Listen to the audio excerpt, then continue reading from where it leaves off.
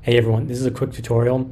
So this is about button text. So you know when you have your button, your CTA, and sometimes people click on it, they can select the text, and it can be pretty annoying, it can be distracting. You want things clean. If you want them to just click the button and the button takes them there, you don't want them to select text. So here's how the way to stop this in Framer. Framer makes it very nice and easy. So go here on the component. Now you have the button component here.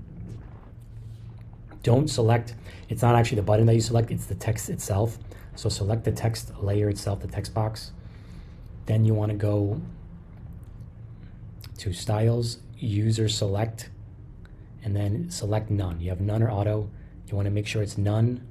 It should already work on the hover state as well. It should pop up, see none. Now we go back here.